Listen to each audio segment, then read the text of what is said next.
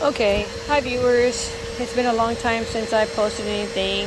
I've ended up having to get surgery on my shoulder again. Long story, nobody needs to know that. Anyways, I'm working with a Ford Focus 2008.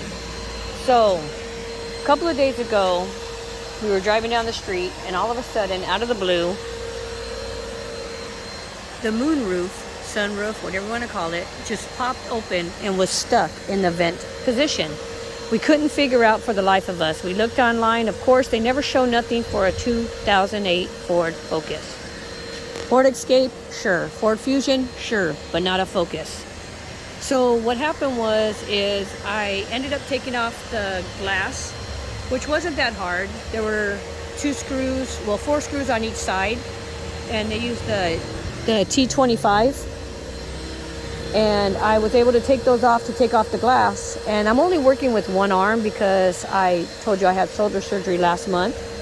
So I ended up taking that off. Couldn't find two screws that were missing off the track. And I still couldn't get it to work. So I kept trying to figure out, okay, where's the motor on this thing? And if you're hearing something going right now, it's because we ended up having water flooding inside, only on the passenger side. So I ended up having to get the wet vac out to try to soak up most of the water. So what I did is I looked at some videos and they said, well, if you loosen this up, then the motor should be under there. Well, there wasn't. There was just wiring. Then it said if you take off the front part, which you take off these screws, you take off a screw that's over here, okay, and then you have to take off some clips that are underneath. If I open this up, you'll probably be able to see it. There's some clips here, but because I had the window off, it was really easy to get them because the clips are like literally like right here and right on the other side. And I just bent them up. I lowered all this down. I did take off this part over here too, to let it come down easy. Well, lo and behold, there's no motor under here either, like some of the ones said. There's no motor under here. This switch right here, which does control, it was lit up, so it was illuminated, so we knew we had power. The windows went down. I checked the fuses. Our door locks worked manually and everything. So I knew I had power. It was lit up, but it was not doing. Like the motor was not engaging. You could not hear a motor. It was literally stuck in the vent position. So all those refresh or relearn it did not work, okay? Because obviously it was not moving. Along this side right here, I'm gonna get into the car, sorry. Along this whole side right here, this is where the wiring goes. It goes from this area here, and it goes all along, and it goes, and it goes, and it comes back to literally right here. Right here in it, this is where it goes, okay? So what I had to do was, I had to figure out how to get these hooks off, okay? And if you don't know what those hooks are, it's these hooks. They go up in here. So you pop this off, and I looked on YouTube, and you put a screwdriver inside there, and you got to basically wiggle it back and forth, So I'm doing this with one hand, and then it pulls out, okay? So I got that off, no problem. Then I had to come over here, and this is actually a T20 screw that's in there. So I had to pop that off with a little small screwdriver. It's just a little cover. The cover looks like this on it. Okay, it's just a little cover that goes like this on it. I'll show you in a second, because remember I only have one hand. So it goes like that, and then you pop it off, and then you take the T20 out, and then of course you have to maneuver and get everything off, and I'm still working with one hand, trying to get all this off. Well, then I can't find the tool I have to pop those out, so I used a really skinny wrench. Pried it under there and wiggled it around because I don't want to break them, and finally got those popped off.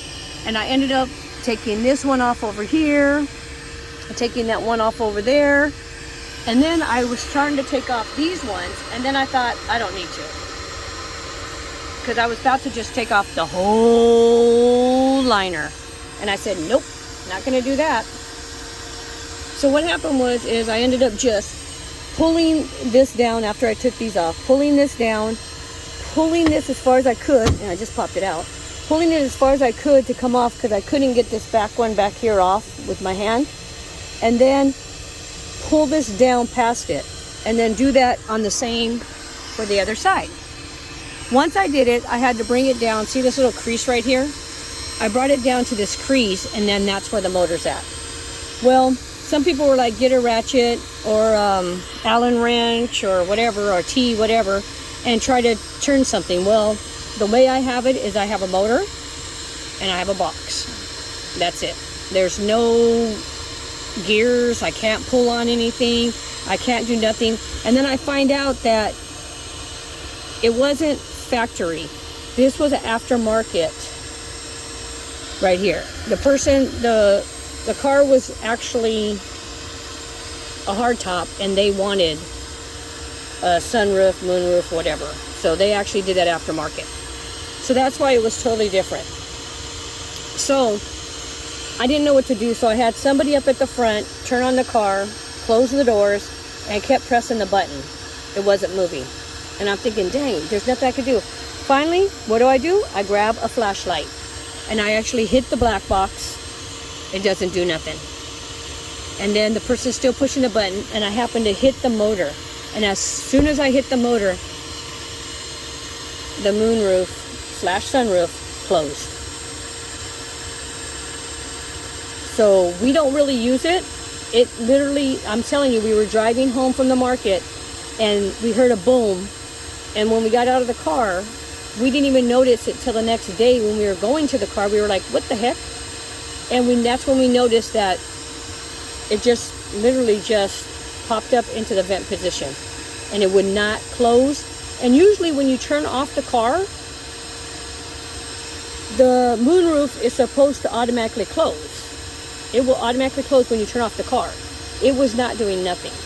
So I hope this helped out. I'm sorry, I should have did the YouTube video when I had everything apart, but my arm's getting swollen and I had to put everything back together.